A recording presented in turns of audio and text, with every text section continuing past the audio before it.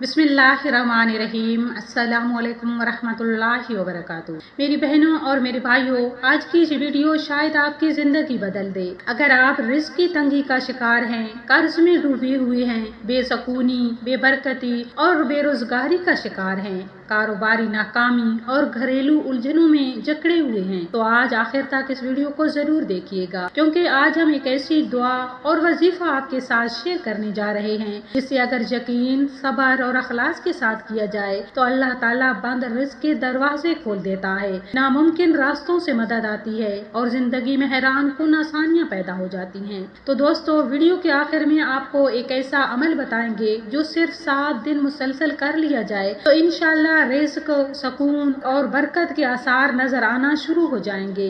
लेकिन शर्त सिर्फ एक है, वीडियो को आखिर तक गौर से सुनना है। दोस्तों, क्या आपने कभी सोचा है कि कुछ लोग बहुत कम कमाते हुए भी खुशहाल होते हैं और कुछ लोग लाखों कमाकर भी परेशान रहते हैं?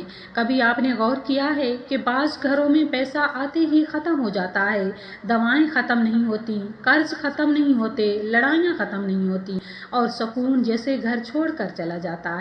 दोस्तों, ये सिर्फ पैसे की कमी नहीं होती बल्कि बरकत का खत्म हो जाना होता है। और जब इंसान अल्लाह से दूर हो जाता है, गुनाह बढ़ जाते हैं, नमाजें कमजोर हो जाती हैं, दिल सख्त हो जाता है, तो रिज़्क़ के दरवाजे बंद होना शुरू हो जाते हैं। लेकिन खुशखबरी ये है कि अल्लाह आज भी अपने बंदों की सुनता है, आज भी दुआएं कबूल होती हैं, आज भी रिज़्क़ के बंद दरवाजे खुलते हैं। बस एक सच्ची तौबा, एक सच्चा यकीन और एक सच्ची दुआ चाहिए।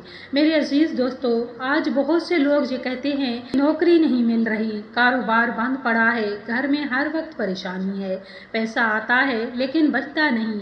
लेकिन सवाल ये है कि आखिर ऐसा क्यों होता है? कुरान हमें बताता है कि जब इंसान अल्लाह की नाफरमानी करता है तो जिंदगी तंग हो जाती है। कभी इंसान झूठ बोलता है, कभी सूद में पड़ जाता है, कभी हराम कमाई घर में दाखिल हो जाती है, कभी माँ बाप की नाफरमानी, कभी नमाजों में गफलत और फिर इंसान हैरान हो जाता है आखिर सुकून क्यों ख़त्म हो गया। दोस्तों, रिज़्क़ सिर्फ नोटों का नाम नहीं बल्कि सेहत, सुकून, मोहब्बत, इज़्ज़त, नेक औलाद और ज़हनी राहत भी रिज़्क़ है। अगर घर में लाखों हों लेकिन सुकून ना हो तो वो भी तंगी है। ज़रा गौर करें, अगर ये इलामात आपकी ज़िंदगी में हैं तो समझ जाएं कि बरकत कम हो रही है। पैसा आते ही ख़त्म हो जाता है, हर वक्त लड़ाइयाँ, बीमारियों का ख़त्म ना होना, कर्ज बढ़ते जाना, ज़हनी दबाव और बेसकूनी, कारोबार में नुकसान, नौकरी में रुकावटें, इबादत में दिल ना लगना। दोस्तों, ये सिर्फ दुनियावी मसला नहीं, ये रूहानी मसला भी है।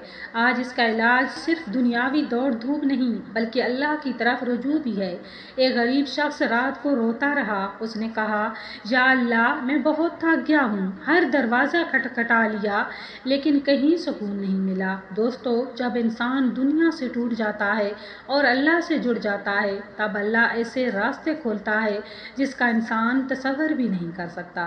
अल्लाह ताला फरमाता है, जो अल्लाह से डरता है अल्लाह उसके लिए निकलने का रास्ता बना देता है और उसे वहाँ से रिज़्क़ देता है जहाँ से उसे गुमान भी नहीं होता। मेरी बहनों और मेरे भाइयों, दुआ सिर्फ अल्फाज नहीं होती, ये बंदे और अल्लाह के दरमियान एक ताल्लुक़ होता है। जब बंदा हाथ उठाता है तो अल्लाह ताला फरिश्तों से फरमाता है, देखो मेरा बंदा मुझसे मांग रहा है। और हदीस में आता है कि अल्लाह से दुआ मांगने वाला कभी महरूम नहीं रहता। बाज़ औक़ात अल्लाह फ़ौरन दे देता है, बाज़ औक़ात बेहतर वक्त के लिए रोक देता है और बाज़ औक़ात आने वाली मुसीबत टाल देता है। तो अब वो दुआ और वजीफ़ा सुने जो रिज़्क़, बरकत और तंगी दूर करने के लिए बहुत ही मुजरब है। तो तरीक़ाकार नोट कर लीजिए जिसका आप सब इंतज़ार कर रहे हैं। ये वजीफ़ा सिर्फ 7 दिन मुसलसल करना है। फजर की नमाज के बाद बैठ जाएं, पहले 11 मरतबा दुरूद शरीफ पढ़ें, फिर 100 मरतबा अस्तग़फ़िरुल्लाह रब्बी मिन कुल्लि ज़ंबिन व अतूबु इलैह पढ़ें। उसके बाद 313 मरतबा या गनीजो या मुगनीजो को पढ़ें और फिर उसके बाद ये बाबरकत दुआ पढ़ें, अल्हुम्मा अक्फ़िनी बिहलालिका अन हरामिका व अग़निनी बिफ़ज़लिका मन सिवाक। और आखिर में फिर 11 मरतबा दुरूद शरीफ पढ़ें और फिर हाथ उठाकर अपने रिज़्क़, कर्ज, बीमारी और परेशानी के लिए दुआ करें। इंशाअल्लाह अगर यकीन और इखलास के साथ ये अमल किए जाए तो अल्लाह ताला आसानियाँ पैदा फरमाएगा। دوستو صرف وظیفہ کافی نہیں، نماز کی پابندی بھی ضروری ہے، حرام کمائی چھوڑنا بھی ضروری ہے، جھوٹ، دھوکہ اور سود سے بچنا بھی ضروری ہے، کیونکہ گناہ رزق کو کھا جاتے ہیں اور نیکیاں رزق میں برکت پیدا کرتی ہیں۔ صدقہ بھی رزق بڑھاتا ہے، ماں باپ کی خدمت بھی اور تہجد بھی۔